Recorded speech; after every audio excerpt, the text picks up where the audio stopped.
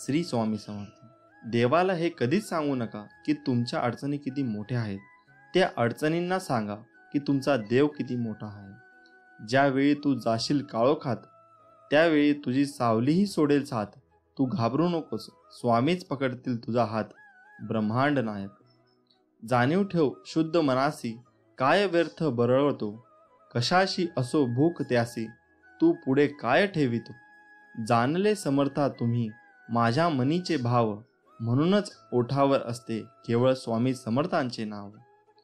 स्वामींची लीला अपरंपार आहे. फक्त मनापासून श्रद्धा आणि विश्वास ठेवा. बंद केले नयन माझे, चित्त रूप बघुनी तुझे. स्वामी तिन्ही जगाचा तू, माय बाप हाय या जनाचा. विश्वास ठेव, जिथे संपते मर्यादा तुझी तिथून साथ देतो मी तुझी. आयुष्यात तुम्ही कितीही आनंदी आहात हे महत्त्वाचे नाही, तुमच्यामुळे किती जण आनंदी आहेत याला जास्त महत्त्व आहे. श्री स्वामी समर्थ. उगाची भीतोसी भय हे पळू दे, जवळी उभी स्वामी शक्ती कळू दे. जगी जन्म मृत्यू असे खेळ ज्याचा, नको घाबरू तू असे बाळ त्याचा. यशस्वी होण्याचा एक उत्तम पर्याय आहे. दुसऱ्याचं भलं झालेलं पाहण्याची ताकद आपल्या मनात असली पाहिजे. नको होऊ उदास, मी हायच तुझ्या आसपास. डोळे बंद करून कर आठवण बघ मी, हाय तुझा विश्वास. श्री स्वामी समर्थ. येणाऱ्या संकटावर मात कशी करता येईल याचा एवढा विचार करा की संकटालाही येण्याआधी विचार करावा लागेल. तू कोणाला फसवू नकोस, मी आहे तुझ्या पाठीशी.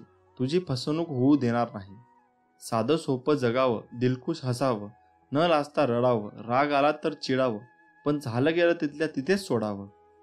कितीही संकटे आली तरी स्वामींचा हात माझ्या खांद्यावर असावा, आणि मृत्यूला जवळ करतानाही माझा देह माऊलींच्या मांडीवर असावा. मी शरीराने तुम्हाला दिसत नसलो तरी मी सदैव तुमच्या पाठीशी राहील. श्री स्वामी समर्थ. तू कर्मत फिक्र जो हुआ नहीं, मैं करूंगा वो जो तूने सोचा ही नहीं.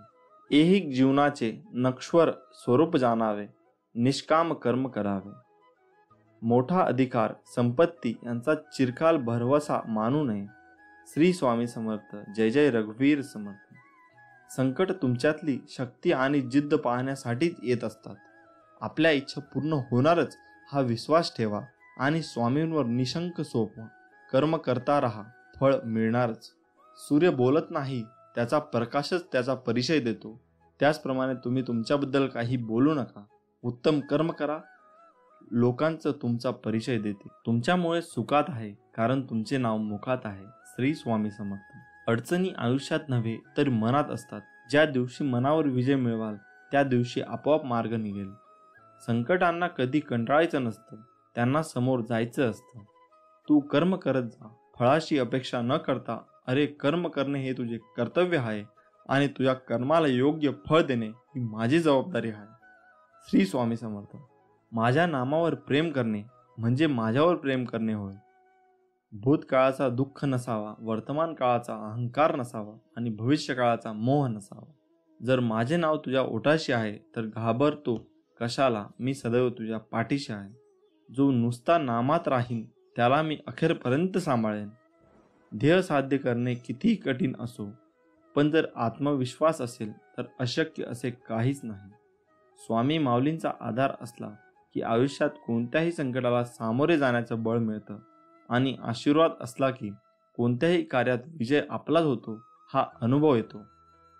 जिद्द आणि स्वामींवरील भक्ती अशी ठेवायची की नशिबात नसलेल्या गोष्टी सुद्धा मिळाल्या पाहिजेत. उगाची भीतोसी भय हे पळू दे, जवळी उभी स्वामी शक्ती कळू दे. जगी जन्म मृत्यू असे खेळ ज्याचा, नको घाबरूस तू अरे बाळ त्याचा. शुद्ध अंतकरण ठेवून नाम घेतले तर भगवंताच्या कृपेचा अनुभव येईल. नामानेच अंतरंग शुद्ध बनते. मनामध्ये श्रद्धा आणि विश्वास असेल तर कोणतीही गोष्ट अशक्य नाही.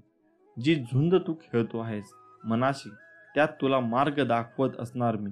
भिवू नकोस, मी तुझ्या पाठीशी आहे. ध्येय साध्य करणे कितीही कठीण असो, पण जर आत्मविश्वास असेल अशक्य असे काहीच नाही. प्राण गेला तरीही दुसऱ्या जीवाची हिंसा करू नये. कोणी नाव ठेवली तर थांबायचं नसतं, आपण आपलं चांगलं काम करायचं असतं. तुझ्या अंतरम्यामध्ये आहे मी, तुला हरू देणार नाही. या कलियुगात तुला एकटे होऊ देणार नाही. वाईट वेळेत साथ सोडलेल्या लोकांकडे लक्ष देऊ नका, पण ज्याने वाईट वेळेत साथ देऊन चांगली वेळ आणून दिली त्यांचे मोल कधी विसरू नका. फक्त स्वतःचा विचार करणारे लोक फार थोड्या काळासाठी प्रगती करतात, पण जे सगळ्यांचा विचार करतात त्यांची प्रगती कायम होत राहते. सुख इतकेच द्या जेणेकरून अहंकार येणार नाही, आणि दुःख इतकेच द्या की देवावरील आस्था ओढू नये. जी झुंज तू खेळत आहेस मनाशी, त्यात तुला मार्ग दाखवणार राहणार आहे मी. भिवू नकोस, मी तुझ्या पाठीशी आहे.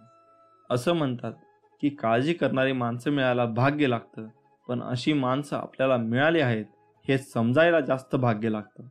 उपवास हा नेहमी अन्नाचाच का करावा? कधी कधी वाईट विचारांचाही करावा, कधीतरी उपवास अहंकाराचा करावा, कधी उपवास मीपणाचाही करावा.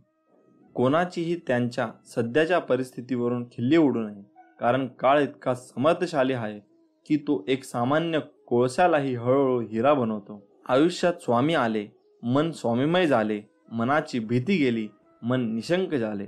श्री स्वामी समर्थ. जय जय स्वामी समर्थ. श्री स्वामी समर्थ. नामस्मरण करताना तुम्ही मला पाहत नसाल, पण मी तुम्हाला पाहतो. जिथे नाम तेथे माझे प्राण. तुम्ही नाम घेता म्हणून मी तुमच्या मागे पुढे चालतो. नामात मन ठेवावे हेच माझे खरे दर्शन आहे. शेवटी सांगतो, नामाला शरण जा. मी नामाहून वेगळा नाही, नामातच मला पहा. भिवू नकोस, मी तुझ्या पाठीशी आहे. श्री स्वामी समर्थ. जय जय स्वामी समर्थ. जसे पेराल तसे उगवेल असं म्हणतात, पण तुम्ही जसे वागाल तशी दुनिया तुमच्यासोबत वागेल हेही तितकेच खरे आहे. यावरची आज एक मी तुम्हाला कथा सांगणार आहे, ते तुम्ही नीट ऐका. दुकानदार आणि हत्ती. एका गावात एक पाळीव प्राणी हत्ती राहत होता. सर्व गावकरी त्या पाळलेल्या हत्तीची काळजी घेत व त्याला खाऊ घालत असत. सर्व गावकऱ्यांचा तो हत्ती लाडका होता आणि सर्व गावकरी त्याला जीव लावत असे. हत्ती रोज सकाळी गावातील मंदिरात जात असे. रोज मंदिरात जाताना तो हत्ती एका फुलाच्या दुकानात थांबत असे. दुकानदार रोज फुले त्या हत्तीच्या सोंडेत देत असे. हत्ती तो फूल सोंडेत घेऊन मिरवत मिरवत नेऊन मंदिरात जाऊन देवाच्या चरणी वाहत असे. हत्ती ज्या प्रकारे फुले मिरवीत नेणे आणि मंदिरात जाणे लोक आनंदाने बघत असत. लोक हत्तीचे कौतुक करत असे. हत्तीची श्रद्धा हा सर्व गावकऱ्यांचा कौतुकाचा विषय झाला होता. एके दिवशी दुकानदार अत्यंत निराश अवस्थेत दुकानात बसला होता. रोजच्या सवयीप्रमाणे हत्ती दुकानात आला. निराश दुकानदाराने हत्तीला फुले देण्याऐवजी त्याच्या सोंडेला सुई टोचली. दुकानदाराने कारण नसतानाही स्वतःचा राग हत्तीवर काढला. हत्तीला फुले देण्याऐवजी हार ओवण्याची सुई जोरात टोचल्यामुळे हत्ती दुखावला गेला व त्याला त्या दुकानदाराचा राग आला. आपल्याला या दुकानदाराने विनाकारण छळले, त्यामुळे हत्तीने दुकानदाराला धडा शिकवण्याचे ठरवले. दुसऱ्या दिवशी हत्तीने दुकानच्या जवळून वाहणाऱ्या ओढ्याच्या पाण्यातून चिखलयुक्त पाणी सोंडेने भरून घेतले. हत्ती शांतपणे दुकानाजवळ आला. हत्तीने ते घाणेरडे पाणी दुकानदार, फुले आणि हारांवर फिरवले. दुकानदाराला सगळा माल खराब झाला. त्याला स्वतःची चूक कळून आली, मात्र त्यासाठी त्याला मोठी किंमत मोजावी लागली. त्यामुळे म्हणतात ना, जशास तसे. म्हणून स्वामी नेहमी सांगत असतात की तुम्ही तुमचा राग दुसऱ्यांवर काढू नका. तुम्ही तुमचा जो राग असतो तो स्वतः त्याचे निर्मूलन करा व दुसऱ्यासोबत जसे वागता तसेच वागत राहा. विनाकारण कुणालाही त्रास देऊ नका व कुणाकडूनही त्रास करून घेऊ नका. त्यामुळे मित्रांनो, आजचा दिवस कठीण आहे, त्यापेक्षा उद्याचा दिवस कष्टप्रद असेल, पण त्यानंतरचा दिवस मात्र तुमच्यासाठी प्रयत्नांना यश देणारा असेल, हे कायम लक्षात ठेवा. स्वामी आपल्या कायम पाठीशी आहेत. परीक्षा म्हणजे स्वतःच्या आत डोकावून पाहण्याची संधी. मित्रांनो, महत्त्व त्याला नाही की कोण आपल्यासोबत आहे, महत्त्व त्याला आहे की गरज पडल्यास कोण आपल्यासोबत आहे. मग स्वामी आपल्यासोबत कायम आहेत. आठवण त्यांनाच येते जे तुम्हाला आपले समजतात. मग स्वामी सगळ्यांनाच आपले समजतात, त्यांना आपली कायम आठवण येत असते. आपण फक्त त्यांचं नामस्मरण केलं पाहिजे.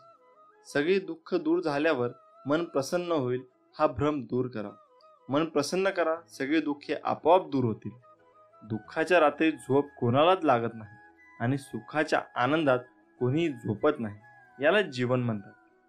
सुखासाठी कधी हसावं लागतं तर कधी रडावं लागतं, कारण सुंदर धबधबा बनायला पाण्यालाही उंचावरून पडावं लागतं. भूतकाळाविषयी रडण्यापेक्षा वर्तमान काळात लढण्यात आणि भविष्याची शिखरे चढण्यातच खरा पराक्रम आहे.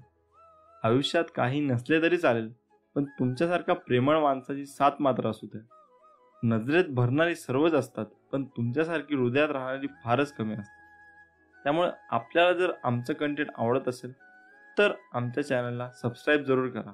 त्यामुळे मित्रांनो, मेहनत इतक्या शांततेने करा की तुमचं यशच आवाज करेल. हार आणि जीत तुमच्या मानण्यावर असतं. मानलं तर हार आहे आणि ठरवलं तर जीत आहे. स्वामी म्हणतात, अरे विश्वास ठेव, अरे जो माझा हात पकडतो त्याला कधी कोणाचे पाय पकडण्याची गरज भासत नाही. ब्रह्मांड नायक श्री स्वामी समर्थ. मीपणा दूर ठेवून जा विश्वास ठेवा, पदरी अपयश कधीच येणार नाही. हृदयातल्या मंदिरात अंधार असेल तर घरातल्या देव्हाऱ्यात दिवा लावून फायदा नसतो. कृपापूर्ण नेत्र स्वामींचे मायेने भरलेले, भक्तांच्या भेटीसाठी दिसतात आसुरलेले. चेहऱ्यावरचं तेज पाहून भान हरपते, स्वामी चरणी मन सहज रूढ होते. स्वामी म्हणतात, तुमच्या अंतरात्म्यात आहे मी, तुला हरू देणार नाही, या कलियुगात तुला एकटे सोडणार नाही. स्वामी म्हणतात, दुसऱ्याच्या ताटातलं हिसकावून खाण्यात एखाद्याला आपली शान वाटते, तर कुणाला आपल्या ताटातलं दुसऱ्याला भरवण्यात समाधान वाटते. मी सर्वत्र आहे, मी चराचरा व्यापून आहे, मी वारा आहे, मी पाणी आहे, आकाशही मीच आहे, गगनात मीच आहे, ध्रुवावर, कैलासावर आणि गरुडावरही मीच आहे. मी कुठेही गेलो नाही, मी सदैव तुमच्या पाठीशी आहे. आपल्याला दुःख देणारे जगात कमी नाहीत, हे तितकंच सत्य आहे जितकंच सत्य हेही आहे की आपल्याला आईच्या मायेने जवळ घेणारे स्वामींशिवाय कोणीही नाही. जिथे सर्व असमर्थ तिथे फक्त स्वामी समर्थ. श्रम करा, सुख मिळेल. त्याग करा, आत्मानंद मिळेल. दान करा, धन मिळेल. सहाय्य करा, सोबत मिळेल. व्यसन सोडा, शांती मिळेल. कला शिका, अमर व्हाल. मीपणा सोडा, मोठे व्हाल. प्रार्थना करा, प्रगती होईल. ध्यान करा, ज्ञान मिळेल. भक्ती करा, मुक्ती मिळेल. समाधानी राहा, सुखी व्हाल. श्री स्वामी समर्थ. जो असे कारण सर्व सृष्टीसी, अकारणे जो लावी भक्तीसी, फुलवी मनांच्या दंभ युक्तीसी, असा अविनाशी स्वामी माझा. मोठा अधिकार संपत्ती यांचा चिरकाल भरवसा मानू नये. श्री स्वामी समर्थ. जय जय रघुवीर समर्थ. विश्वास ठेव, जिथे संपते मर्यादा तुझी, तिथून साथ देतो मी तुझी. भिवू नकोस, मी तुझ्या पाठीशी आहे. एवढं वाक्य पुरेसं आहे कोणत्याही संकटावर मात करण्यासाठी. मनामध्ये श्रद्धा आणि विश्वास असेल तर कोणती गोष्ट अशक्य नाही आहे. हातावरील रेषेत दडलेलं भविष्य बघू नका, त्याच हाताने कष्ट करा व स्वतःचे भविष्य घडवा. स्वप्न ती नव्हेत जी झोपल्यावर पडतात, स्वप्न ती की जी तुम्हाला झोपूच देत नाही. स्वतःवर असलेला विश्वास जेव्हा अधिकाधिक घट्ट होतो, तेव्हा तोच विश्वास आपल्या आयुष्यातही परावर्तित होतो. स्वतःचे ध्येय हेच स्वतःचे जीवन कार्य समजा. प्रत्येक क्षणी त्या ध्येयाचे चिंतन करा, त्याचे स्वप्न पहा आणि त्याचा आधारही घ्या. सूर्य सर्व प्रकारच्या चांगल्या वाईट वस्तूवर प्रकाश टाकतो, परंतु स्वतः मात्र पूर्णपणे शुद्ध राहतो. अशा सूर्यप्रकाशाप्रमाणे आपण आपले चारित्र्य घडवले पाहिजे. सामर्थ्य हे सांगण्याची अथवा पाहण्याची वस्तू नसून वेळ आल्यावर कृती करण्याची ती गोष्ट आहे. सर्व गोष्टींना पुरून उरणारी एकच गोष्ट आहे, ती म्हणजे कष्ट, कष्ट आणि कष्ट. सचोटीचा मनुष्य निर्माण करणे हीच परमेश्वराची उदात्त कलाकृती आहे. श्री स्वामी समर्थ. जय जय स्वामी समर्थ. श्री दत्तात्रेय यांचे तिसरे अवतार म्हणून अक्कलकोटचे श्री स्वामी समर्थ मानले जातात. आपणाला आयुष्यात काही मिळवायचे असेल तर ती फक्त स्वामी कृपाच, दुसरं काहीही नको, ही खरी एक भावना अंतःकरणात खोलवर रुजवावी, कारण तीच एकमेव शाश्वत सुखाच्या विसाव्याची जागा आहे. बाकी सर्व अशाश्वत असतं आणि म्हणूनच दुःखदायकही असतं. यासाठी स्वामी मला फक्त तुम्ही हवेत अशी तळमळ जीवाला लागली तरच स्वामींच्या अस्तित्वाची प्रचिती येत असते. आणि मग सुखदुःखासारख्या क्षुल्लक गोष्टींची बाधा स्वामी आपल्याला होऊनच देत नाहीत, कारण स्वामी माऊली म्हणजे साक्षात दत्तमूर्ती. दाय म्हणजे देणारा, सर्व काही आपल्या भक्तावर प्रेमाने लुटवणारा कृपा सिंधूच आहे तो. फक्त आपली अढळ निष्ठा आणि अनन्य प्रेम हवे माऊलीवर. तू कर मत फिक्र, जो हुआ नहीं मैं करूंगा वो जो तूने सोचा ही नाही. श्री स्वामी समर्थ. स्वामी म्हणतात, फक्त तू कोणाला फसवू नकोस. मी आहे तुझ्या पाठीशी. तुझी फसवणूक होऊ देणार नाही. अडचणी आयुष्यात नव्हे तर मनात असतात. ज्या दिवशी मनावर विजय मिळवाल त्या दिवशी आपोआप मार्ग निघल. जी झुंज तू खेळतो आहेस मनाशी, त्यात तुला मार्ग दाखवत असणार मी. भिवू नकोस, मी तुझ्या पाठीशी आहे. जीवनात सगळ्याच गोष्टी वाईट घडत असतील, एकही गोष्ट आपल्याला पाहिजे तशी होत नसेल तर रडत नाही बसायचं. कदाचित तुमच्या काम करण्याची पद्धत चुकीची असू शकते. फक्त तेव्हा एकच गोष्ट लक्षात ठेवा, जर बाकीचे करू शकतात तर मी का नाही. मला माहीत आहे तुम्ही पूर्ण करू शकता, कारण तुमच्यात तेवढी क्षमता आहे आणि जिद्द सुद्धा. आता तुम्ही चालू केलेली शर्यत तुम्ही संपवायची आहे, कारण लोक इथे तुमच्या हरण्याची वाट बघत आहे. असं म्हणतात की काळजी करणारी माणसं मिळायला भाग्य लागतं, पण अशी माणसं आपल्याला मिळाली आहेत हे समजायला जास्त भाग्य लागतं. विश्वास ठेव, अरे जो माझा हात पकडतो त्याला कधी कोणाचे पाय पकडायची गरज भासत नाही. कोण म्हणतं स्वामी दिसत नाही? स्वामी तर तेव्हा दिसतात जेव्हा कोणी दिसत नाही. श्री स्वामी समर्थ. माणूस विचार करतच असतो, पण ते विचार चांगले असावेत आणि त्याची दिशा चांगली असावी, हे महत्त्वाचे. थोर व्यक्तींचे विचार हे आपल्याला जगण्याला एक प्रकारे दिशा देत असतात. श्री स्वामी समर्थ म्हणतात, उपवास हा नेहमी अन्नाचाच का करावा? कधी कधी वाईट विचारांचाही करावा. कधी कधी उपवास अहंकाराचा करावा. कधी कधी उपवास मीपणाचा करावा. आयुष्यात एक गोष्ट नेहमी लक्षात ठेवा, मीपणा सोडा, मोठे व्हाल. स्वामी म्हणतात, हृदयातल्या मंदिरात अंधार असेल तर घरातल्या देवारात दिवा लावून फायदा नसतो. जर तुम्ही स्वामींच्या या बोलण्यावर सहमत असाल तर कमेंट बॉक्समध्ये श्री स्वामी समर्थ नक्की लिहा. स्वामी म्हणतात, जर माझे नाव तुझ्या ओठाशी आहे तर घाबरतो कशाला? मी सदैव तुझ्या पाठीशी आहे. तुम्ही नाम घेता म्हणून मी तुमच्या मागे पुढे चालतो. नामानेच मन अंतःकरणात प्रवेश करून स्थिर बनते. नामाने काळजी वाटणे नाहीसे होते, मग तळमळही आपोआप जाते. मृत्यूनंतर जे जे काढून घेतले जाईल तो संसार असेल, पण मृत्यूनंतर जे चितेच्या ज्वालासोबत लपटून घेईल ते तुमचे कर्म असेल आणि मी तुमच्या सोबत असेन.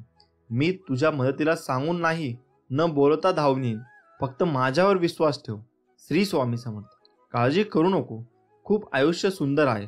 बघण्याचा फक्त दृष्टिकोन बदल. नियत कितीही चांगली असू द्या, ही दुनिया आपल्या दिखाव्यावरून आपली किंमत ठरवत असते. आणि आपला दिखावा कितीही चांगला असू द्या, परमेश्वर आपली नियत ओळखून आपल्याला फळ देत असतो. आता तुम्ही कमेंट करून नक्की सांगा, आपल्याला नियत चांगली ठेवली पाहिजे की दिखावा? हातावरील रेषेत दडलेले भविष्य पाहू नका, तर त्याच्या हाताप्रमाणे प्रामाणिकपणे काम आणि मुखात स्वामी नाम राहू द्या. एक शब्द आहे नशीब, याच्याशी लढून बघा अन हरला नाही तर सांगा. अजून एक शब्द आहे स्वामी, आंतरत्याने बोलून तर बघा.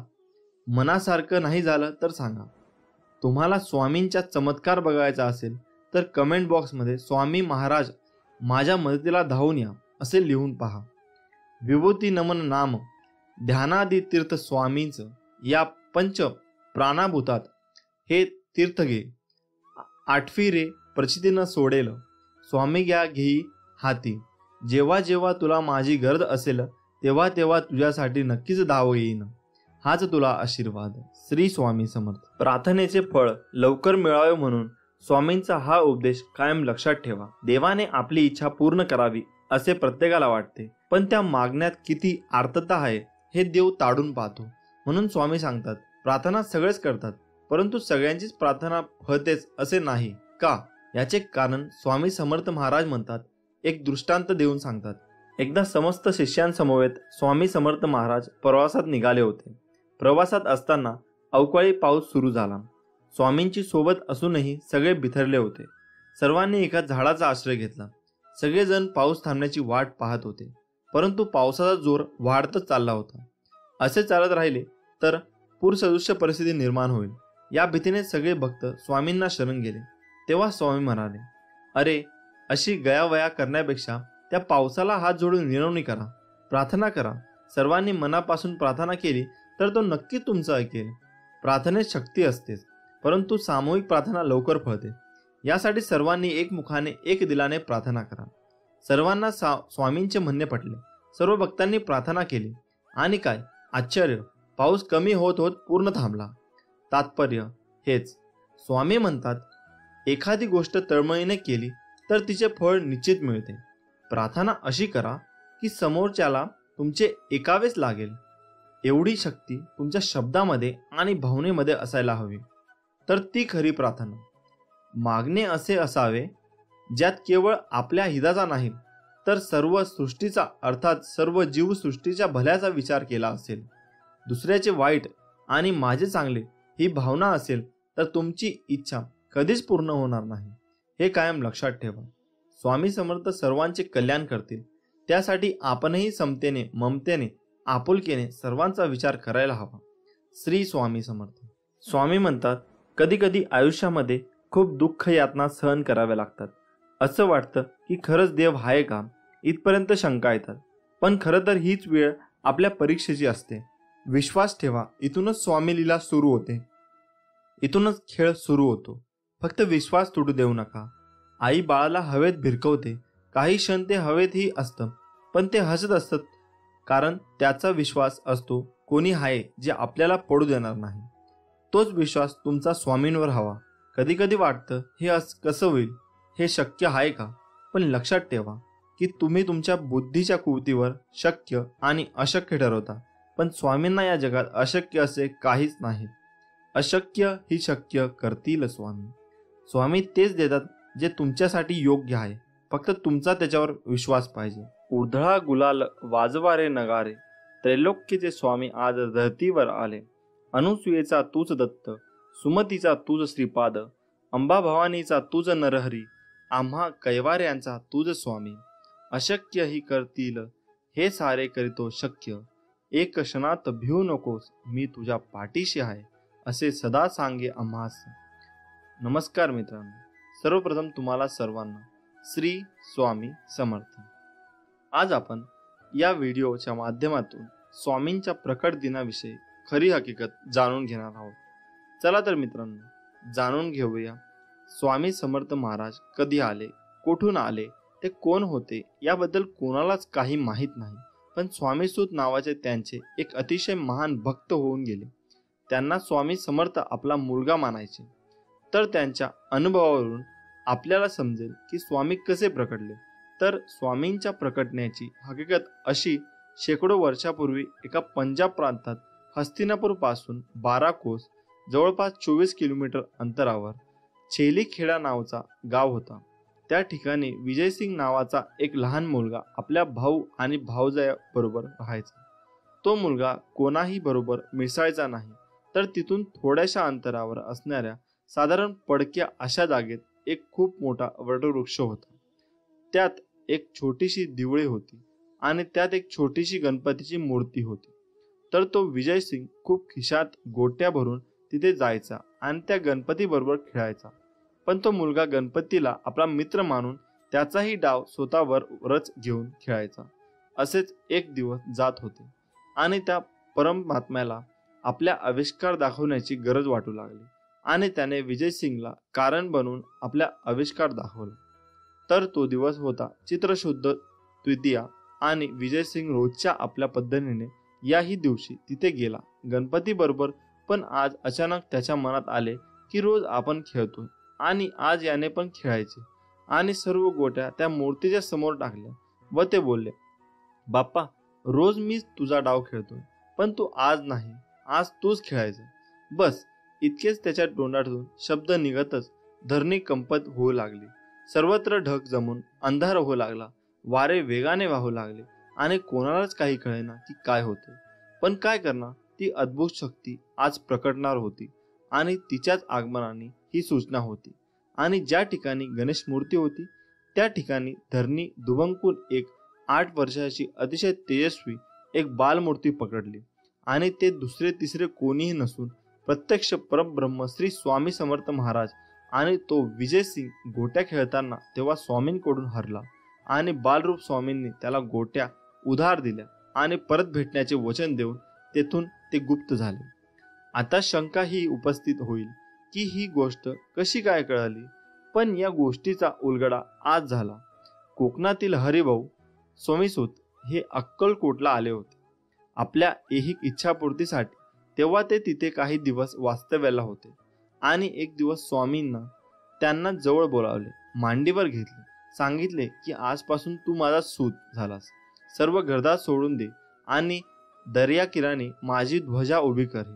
हे ऐकून हरिभाऊंना रडू कोसळले, कारण ते इथे ऐहिक इच्छापूर्तीसाठी आले होते आणि महाराज तर सर्व सोडायला सांगत आहेत.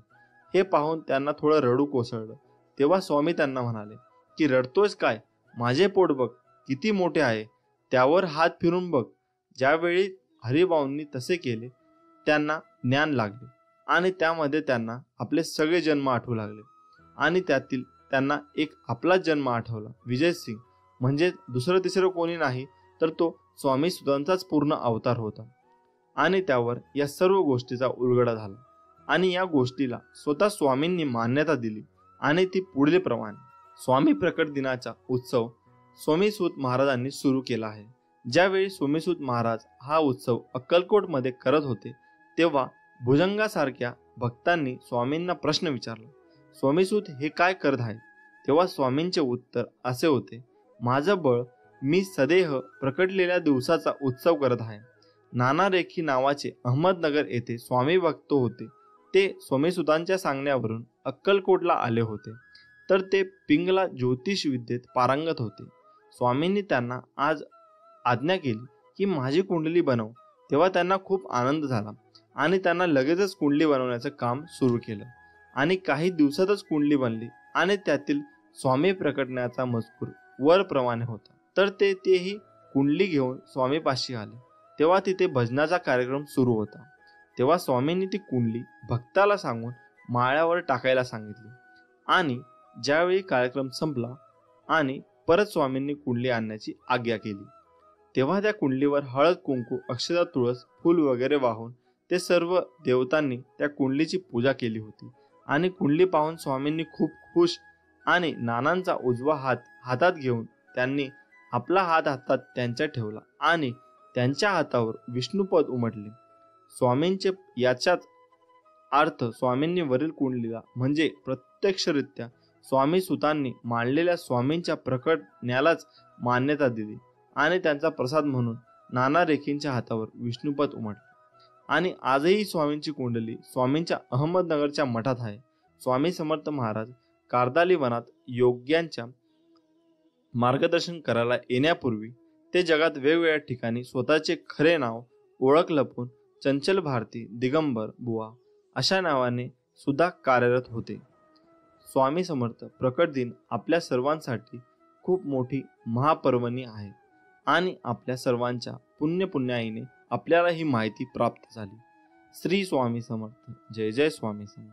स्वामी समर्थ म्हणतात, मी सगळीकडे आहे, मी कणाकणात व्यापून आहे, मीच पावन आहे, मीच आहे जल, गगनही मीच आहे, अक्कलकोटातही मीच आहे, दोन्ही ध्रुवांवर कैलास पर्वतावर मीच आहे, मी कुठेही गेलेलो नाही आणि जाणारही नाही, मी सदैव तुमच्या पाठीशी आहे. नको होऊ निराश, हारू नको, तुझा आत्मविश्वास, मी आहे तुझ्या जवळपास, झाकून तुझे नयन, कर चिंतन, बघ मी आहे तुझा जवळ. आत्मविश्वास हा सूर्यासारखा असतो, जितकी तुम्ही मेहनत कराल तितकाच तो अधिक चमकतो. म्हणून माझ्या बाळा, विश्वास हा स्वतःवर ठेव तर ताकद बनेल आणि दुसऱ्यांवर ठेवला तर कमजोरी. आवड आणि आत्मविश्वास असेल तर कोणतीही गोष्ट अवघड नाही. तू जिथे आहेस त्या पलीकडे जाण्याचा प्रयत्न कर. प्रयत्न कधीही अयशस्वी होत नाही. स्वामी म्हणतात, तुम्ही कोण आहात आणि तुम्हाला कोण व्हायचे यातलं अंतर कळलं तर तुम्ही काय करता ते कळतं. कोणीही तुमच्यासोबत नसेल तर घाबरून जाऊ नका, कारण उंच उडणारे गरुड हे कमीच असतात आणि ज्यांच्यासोबत कोणी नसतो त्यांच्यासोबत स्वामी नेहमी असतात, हे विसरू नकोस. कष्ट इतक्या शांततेत करा की यश हमखास धिंगाणा घालेल. आयुष्यात अपयशी झाला असशील तर विश्वास ठेव, सर्वात मोठे यश हे सर्वात मोठ्या अपयशानंतरच मिळते. संकट टाळणं हे माणसाच्या हातात नसतं, पण त्या संकटांचा सामना करणे नक्कीच असते. म्हणून तू संकटांना सामोरे जा, घाबरू नको, स्वामी बळ आहे पाठीशी. अशक्य हा शब्द आपल्या शब्दकोशातून काढून टाक. इच्छाशक्ती चांगली असेल तर मदत तुमच्याकडे चालून येते. दुःखाची चव घेण्यापेक्षा ते पचवण्यात अधिक गोडी आहे. म्हणून दुःख चलवत राहण्यापेक्षा ते स्वीकारायला शिका. तुम्ही खचून जाणाऱ्यातले नाही, त्यामुळे आहे त्याला सामोरे जा आणि जिंका. पुढचा दिवस तुमचाच आहे. यश नक्की मिळेल. मनात आत्मविश्वास असेल तर तुम्ही काहीही करू शकता. मग तुम्हाला कशाचीही भीती वाटणार नाही. मी काहीतरी चांगलं करेन हा विश्वास आणि मी काहीतरी चांगलं करेनच हा झाला आत्मविश्वास. घाबरण्यासारखा वाईट कोणताही व्हायरस नाही आणि त्याला सामोरे जाण्यासारखे कोणतेही चांगले वॅक्सिन नाही. सूर्य मावळतोच ते नवीन दिवस घेऊन येण्यासाठी. त्यामुळे आज जरी मनासारखे झाले नाही तरी उद्या तसे नक्कीच होईल. पैज लावायचा असेल तर तो स्वतः सोबत लावा. हरलात तर काहीतरी नवे शिकाल आणि जिंकलात तर पुढे वाटचाल कराल. मित्रांनो, आपण खूप मेहनत करत असतो. मेहनत करून आपला जीव टांगणीला लावत असतो. परंतु खूप पैसा कमवून सुद्धा आपल्या घरामध्ये नेहमी दरिद्रता येत असते. अनेकदा आपल्याला या सगळ्या गोष्टी मागील कारण समजत नाही. बहुतेक वेळा हातामध्ये पैसा येणे आधीच पैसे जाण्याचे वेगवेगळे मार्ग खुले होतात. पैसा जरी घरात आला तरी तो जास्त काळ आपल्या खिशामध्ये राहत नाही. यावेळी आपण चिंता व्यक्त करत असतो. अनेकदा आपले मानसिक खच्चीकरण होते आणि अनेकदा आपण तणावाखाली जातो. घरात गरिबी येण्याची ही आहेत 9 लक्षणे. आत्ताच जाणून घ्या आणि तुम्ही तुमचे संकटे दूर करू शकाल. नंबर 1, तुटलेल्या कंगव्याद्वारे कधीच केस विसरू नये. त्याबरोबर उभे राहून केस विसरू नये. त्यामुळे घरामध्ये दरिद्रता प्रवेश करते आणि घरातील बरकत निघून जाते. 2, घरात अस्वच्छता ठेवणे. या सगळ्या गोष्टींमुळे घरामध्ये नकारात्मक ऊर्जा निर्माण होते आणि यामुळे सुद्धा दरिद्रता आपल्या घरात प्रवेश करते. म्हणून आपले घर नेहमी स्वच्छ व सुंदर ठेवावे. नंबर 3, कपडे घालताना नेहमी उजव्या बाजूने सुरुवात करावी. काही व्यक्ती यांना डाव्या बाजूने कपडे घालण्याची सवय असते. हे अत्यंत चुकीचे आहे. कोणत्याही कार्याची सुरुवात उजव्या बाजूनेच करावी. 4, दाताने पोळी कुरतडून कुरतडून खाणे हे सुद्धा दरिद्राचे लक्षण मानले जाते. म्हणून जेवण करताना अन्नाचा आदर करावा व जेवण करताना हाताने पोळी तोडून नीट विशिष्ट पद्धतीने जेवण करावे. नंबर 5, काही व्यक्तींना दातांची नख खाण्याची सवय असते. ही सवय सुद्धा अत्यंत वाईट आहे. असे केल्याने घरामध्ये दरिद्रता निर्माण होते व आपल्या घरामध्ये कोणत्याही प्रकारची बरकत राहत नाही. नंबर 6, जर तुम्ही कपडे विकत घेण्यास सक्षम असेल तरीही तुम्ही फाटलेले कपडे घालत असाल तर हे दारिद्र्याचे लक्षण आहे. ज्या व्यक्तीकडे गरीब आहेत त्यांनी नवीन कपडे घेण्याची परिस्थिती नाही, अशा व्यक्तीने जर फाटलेले तुटलेले मळके कपडे घातले तर काही हरकत नाही, कारण की त्यांची नवीन कपडे घेण्याची परिस्थिती नाही. म्हणून जर तुमची परिस्थिती चांगली असून सुद्धा जर तुम्ही फाटलेले घाणेरडे कपडे घालत असाल तर यामुळे तुमच्या जीवनामध्ये दारिद्रता येऊ शकेल. म्हणून अशा प्रकारचे कपडे सुद्धा शक्यतो घालू नये. नंबर 7, सकाळी सूर्योदयानंतर सुद्धा झोपून राहणे हे दारिद्र्याचे एक लक्षण आहे. सकाळी आणि संध्याकाळी माता महालक्ष्मी आपल्या घरात प्रवेश करत असते. जर अशा वेळी आपण झोपलेले असू तर माता महालक्ष्मी आपल्या घरामध्ये प्रवेश न करताच निघून जाते आणि यामुळे आपल्या घरामध्ये सुख शांती वैभव येत नाही. त्याचबरोबर अलक्ष्मी म्हणजे गरिबी भरपूर प्रमाणामध्ये येऊ लागते. म्हणून सूर्योदयापूर्वी उठून घराची स्वच्छता करून माता महालक्ष्मीचे स्वागत करावे. पिण्याचे पाणी रात्री होडे अजिबात ठेवू नये. हे सुद्धा दरिद्र येण्याची लक्षणे मानले जाते. म्हणून पिण्याचे पाणी नेहमी झाकून ठेवायला हवे. नंबर 8, दारासमोर चप्पल जर उलट्या असतील तर त्यांना आपण सरळ करायला हव्यात. जर उलट्या चप्पल व बूट यावर आपल्या दारासमोर असेल तर यामुळे सुद्धा गरिबी अनेक अडचणी आणि आपल्या घरामध्ये प्रवेश करत असतात. म्हणून जर चपला बूट उलटे दिसले तर लगेच सरळ करावे. नंबर 9, मुक्या प्राण्यांना कधीच लाथ मारू नये. असे केल्याने आपल्या घरामध्ये विविध अडचणी निर्माण होऊ शकतात. त्याचबरोबर आपल्या घरामध्ये हे पाहुणे येतात, त्यांच्याशी नेहमी चांगले वागायला हवे, त्यांच्याशी कधीही वाद घालू नये. कारण की भारतीय संस्कृतीमध्ये जे पाहुणे आपल्या घरी येत असतात ते प्रत्यक्ष देवस्वरूप आपण त्यांना मानत असतो. भारतीय संस्कृतीमध्ये अतिथी देवो भव असे म्हटले जाते, कारण की पाहुण्यांना आपण देवाचा दर्जा देत असतो. म्हणून जर तुमच्या घरी कोणतेही पाहुणे आले तर त्यांना मान सन्मान अवश्य करा, त्यांना अपमानित करू नका.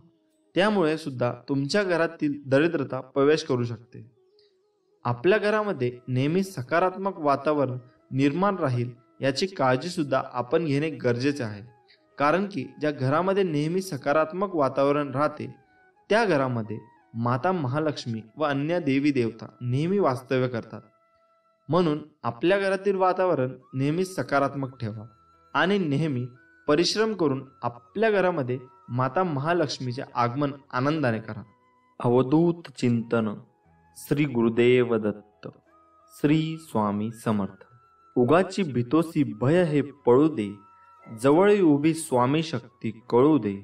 जगी जन्म मृत्यू असे खेळ ज्याचा, नको घाबरू तू असे बाळ त्याचा.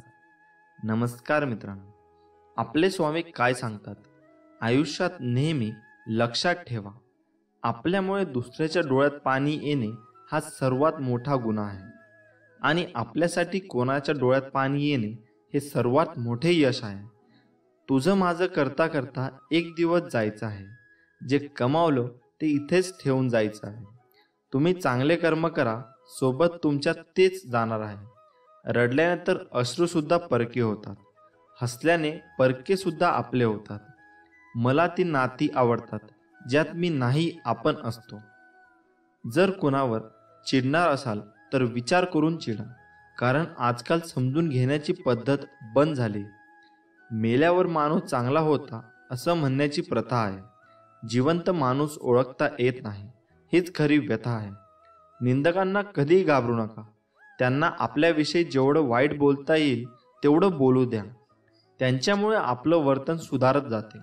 ज्याप्रमाणे गल्लीत 2-4 डुकरं असल्याशिवाय गल्ली स्वच्छ राहत नाही, त्याप्रमाणेच आपल्या अवतीभोवती 2-4 निंदक असल्याशिवाय आपल्या जीवनाचा विकास होत नाही. जग काय म्हणेल हा विचार करू नका, कारण लोक फार विचित्र आहेत. अपयशी लोकांची थट्टा करतात आणि यशस्वी लोकांवर जळतात. स्वतःला असे तयार करा की तुमच्या विरोधकाला तुमचा पाय खेचण्याऐवजी तुमचे हात पकडून पुढे जाण्याची इच्छा निर्माण झाली पाहिजे. कोणतीही गोष्ट साध्य करण्यासाठी फक्त शक्ती असून चालत नाही, तर त्याला सहनशक्तीचीही जोड असावी लागते. माणूस कसा दिसतो यापेक्षा कसा आहे याला महत्त्व असतं, कारण शेवटी सौंदर्याचं आयुष्य तारुण्यापर्यंत तर गुणाचं आयुष्य मरणापर्यंत असतं. अभिमानाला कधी तुमच्या मनाच्या घरात येऊ देऊ नका आणि स्वाभिमानाला कधी मनाच्या घरातून बाहेर काढू नका, कारण अभिमान तुम्हाला कधीच प्रगती करू देणार नाही आणि स्वाभिमान तुम्हाला कधीच अधोगतीकडे जाऊ देणार नाही. अपेक्षा जरूर बाळगा, पण नाती व माणसं तुटणार नाही याची फक्त काळजी घ्या. आयुष्य फार सुंदर आहे, ते फक्त चांगल्या विचारांनी जगता आलं पाहिजे. समाज समजवण्यापेक्षा समजून घेण्यामध्ये खरी परीक्षा असते, कारण समजवण्यासाठी अनुभवाचा कस लागतो, तर समजून घेण्यासाठी मनाचा मोठेपणा लागतो. लोक तुमची स्तुती करोत वा निंदा, तुमचं लक्ष तुमच्यावर कृपा करो वा न करो, तुमचा मृत्यू आज हो वा उद्या, आपल्या मार्गावरून कधीही भटकू नका. आयुष्यात कितीही संघर्ष करावा लागला तरी मागे हटू नका, कारण जो संघर्षात मार्ग काढतो तोच खरा विजय असतो. स्वामी म्हणतात, दगडात तुम्हाला देव दिसतो, गायीत माता दिसते, कावळ्यात तर सगळे पूर्वज दिसतात, मग माणसातच माणूस का दिसत नाही? ज्या दिवशी माणसात माणूस दिसेल त्या दिवशी मला सुद्धा प्रसन्न व्हावेच लागेल. श्री गुरुदेव दत्त. श्री स्वामी समर्थ. आज आपण जाणून घेणार आहोत देवघरातील काही 24 नियम. ते खूप महत्त्वाचे आहेत व तुम्ही या व्हिडिओमध्ये तो व्हिडिओ पूर्ण बघा आणि आम्हाला कमेंटमध्ये कळवा की हे नियम तुम्हाला कसे वाटले. हा संदेश आपण शेवटपर्यंत नक्की बघा. नियम नंबर 1. पूजेचे ठिकाण ईशान्य भागात असावे आणि त्याची उंची त्याच्या रुंदीच्या दुप्पट असावी. नियम नंबर 2. देवघर अशा ठिकाणी असावे जेथे दिवसभरातून काही काळासाठी सूर्यप्रकाश पोहोचेल. ज्या घरामध्ये सूर्यप्रकाश आणि ताजी हवा येत राहते त्या घरामधील विविध दोष आपोआप नष्ट होतात. नियम नंबर 3. शंखाचे निमुळते टोक दक्षिणेकडे तर शंकराच्या पिंडीचे निमुळते टोक उत्तरेकडे करून ठेवावे. नियम नंबर 4. रात्री झोपताना मंदिराला पडद्यासह झाकून ठेवावे. नियम नंबर 5. पूजेचे घर कधीही शौचालय किंवा स्वयंपाकघराच्या पुढे बांधू नये. त्याचप्रमाणे उपासना घर कोणत्याही शिडीखाली बांधले जात नाही. नियम नंबर 6. घराच्या पूजेच्या ठिकाणी कधीही दिवंगत व्यक्तीची फोटो, तुटलेली मूर्ती किंवा फाटलेले फोटो चुकूनही ठेवू नये. तुटलेली मूर्ती किंवा देवतांचा फोटो खड्डा खणून पवित्र ठिकाणी पुरला पाहिजे. नियम नंबर 7. देवघरात यंत्रे असल्यास ती उभी मांडू नयेत, जमिनीशी समांतर मांडावेत. नियम नंबर 8. कुलदेवीचा टाक, मूर्तीचा अथवा तसबीर, इष्टदेवतेचा फोटो अगर मूर्ती, लंगडा बाळकृष्ण, नंदी व नागविरहित शंकराची पिंडी काळ्या दगडाची किंवा पंचधातूची असावी. नियम नंबर 9. देवारातील सर्व मूर्ती तोंडे पश्चिमेस असावे, म्हणजे पूजा करणाऱ्या यजमानाचे तोंड पूर्वेस होईल अशा पद्धतीने मांडणी करावी. नियम नंबर 10. पूजा घराला तोरण असावे, उंबरठा असावा. नियम नंबर 10. देवघरात प्रकाशासाठी दिवा नेहमी दक्षिण दिशेला लावा. नियम नंबर 12. पूजा घराची फरशी आणि भिंत हलका पिवळा किंवा पांढऱ्या रंगाचे असावे. नियम नंबर 13. पूजा घरात हवन कुंड आग्नेय कोनात ठेवा. नियम नंबर 14. पूजेचे घर नेहमी स्वच्छ आणि शुद्ध ठेवले पाहिजे. पूजा घर साफ करणारे झाडू आणि मॉप नेहमी वेगळे असावेत. नियम नंबर 15. पूजा घरात पैसे कधीही लपवू नये. हा एक प्रकारचा वास्तुदोष आहे. नियम नंबर 16. अंगठ्यापेक्षा मोठ्या देवी देवतांच्या मूर्ती कधीही पूजा घरात ठेवू नये. नियम नंबर 17. देवघरात कधी कचरा किंवा खराब वस्तू ठेवू नका. नियम नंबर 18. महाभारताचे फोटो कधीही पूजेच्या घरात ठेवू नयेत. त्याचप्रमाणे देवताची हिंसक चित्रे पूजा घरात लावू नयेत. नियम नंबर 19. देवाच्या तसबिरी दक्षिण भिंतीला लावू नयेत. नियम नंबर 20. देवाऱ्याच्या अगदी समोर तिजोरी नसावी. नियम नंबर 21. देवघरात जास्त मोठ्या मूर्ती नसाव्यात. शास्त्रानुसार देवघरात शिवलिंग ठेवू नये. जर शिवलिंग असेल तर ते अंगठ्याच्या आकारा एवढे असावे असे सांगितले जाते. नियम नंबर 22. घरामध्ये ज्या ठिकाणी देवघर असेल तेथे चामड्यापासून तयार केलेल्या वस्तू, चप्पल, बूट घेऊन जाऊ नये. नियम नंबर 23. देवघरात पूर्वजांचे फोटो लावू नये. पूर्वजांचे फोटो लावण्यासाठी दक्षिण दिशा योग्य आहे.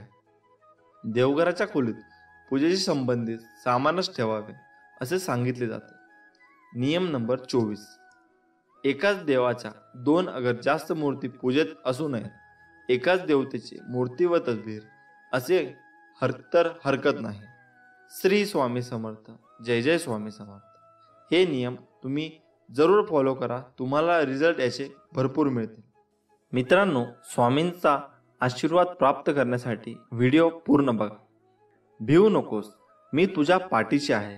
हे वाक्य वाचलं आणि ऐकलं तरी स्वामी समर्थांची मूर्ती डोळ्यासमोर उभी राहते. श्री दत्त गुरूंचा अवतार मानण्यात येणाऱ्या स्वामी समर्थांचे अनेक भक्त आहेत. कर्म करत राहायचे, त्याचे फळ कधी ना कधी तरी मिळणारच हे मानत स्वामींची भक्ती करण्यात लीन होणारे भक्त नेहमीच संकटातून तरतात असा विश्वास भक्तांना आहे. कितीही संकट आली तरी स्वामींचे नामस्मरण केल्यानंतर आणि स्वामींनी सांगितलेले जीवनाचे सार लक्षात घेऊन वागल्याने नक्कीच जीवनाचे सार्थक होते असे मानण्यात येते. ओगाची भीतोसी भय हे पळू दे, जवळी उभी स्वामी शक्ती कळू दे. जगी जन्म मृत्यू असे खेळ ज्याचा, नको घाबरू तू असे बाळ त्याचा. स्वामी म्हणतात, जर माझे नाव तुझ्या ओठाशी आहे तर घाबरतो कशाला, मी सदैव तुझ्या पाठीशी आहे. जर तू शुद्ध अंतकरण ठेवून माझे नाव घेतले तर भगवंताच्या कृपेचा तुला अनुभव येईल. नामानेच अंतरंग शुद्ध बनते. जेथे नाम आहे तेथे मी आहे. नामावर प्रेम करणे म्हणजे माझ्यावर प्रेम करणे होय. तुम्ही नाम घेता म्हणून मी तुमच्या मागे पुढे चालतो, तुमचे संरक्षण करतो. तू कर्म करत जा, फळाची अपेक्षा न करता. अरे कर्म करणे हे तुझे कर्तव्य आहे आणि तुझ्या कर्माला योग्य ते फळ देणे ही माझी जबाबदारी आहे. तुझ्या प्रत्येक चांगल्या वाईट कर्मांवर मी नजर ठेवून आहे. चुकलास तर माझ्या बाळा तुला फटके द्यायला मी कमी करणार नाही, हे विसरू नकोस. म्हणून कर्म नेहमी चांगले कर. विचारांवर लक्ष ठेव, त्यांचे शब्द होतात आणि शब्दावर लक्ष ठेवत जा, त्याच्या कृतीत उतरतात. कृतीवर लक्ष ठेवत जा, त्या सबबी बनतात. सबबींवर लक्ष ठेव, त्यातून चरित्र घडते. चरित्रावर लक्ष ठेव, ते तुझे भविष्य घडवेल. संकट तुमच्यातली शक्ती आणि जिद्द पाहण्यासाठी येत असतं. तू जिद्द त्या संकटाशी लढता पडलास तर परत माझे स्मरण करून उभा राहा आणि संकटाशी लढ. त्यांच्यात थोडे एक पाऊल पुढे तुझे यश नक्कीच आहे. आपली इच्छा पूर्ण होणारच हा विश्वास ठेव आणि माझ्यावर निशंक सोपवा. कर्म करत राहा माझ्या प्रिय बाळा. तू नको हो उदास, मी आहे तुझ्या आसपास. डोळे बंद करून कर आठवण, बघ मी आहे तुझा विश्वास. ज्यावेळी तू जाशील काळोखात त्यावेळी तुझी सावलीही सोडेल साथ. तेव्हा तू घाबरून जाऊ नकोस, मी स्वतः पकडतील तुझा हात. तुझ्या अंतरात्म्यात आहे मी, तुला कधी हरू देणार नाही. या कलियुगात तुला एकटे सोडणार नाही. जी झुंज तू खेळतो आहेस मनासी, त्यात तुला मार्ग दाखवणार असणार मी. भिवू नकोस, मी तुझ्या पाठीशी आहे. विश्वास ठेव, जिथे संपते मर्यादा तुझी तिथून साथ देतो मी तुझी. जेव्हा जेव्हा तुला माझी गरज असेल तेव्हा तेव्हा तुझ्यासाठी नक्कीच धावत येईन. हाच तुला आशीर्वाद. श्री स्वामी समर्थ. जय जय स्वामी समर्थ. मित्रांनो, तुम्हाला जर व्हिडिओ आवडला असेल तर आमच्या व्हिडिओला लाईक करा आणि चॅनलला सबस्क्राईब नक्की करा.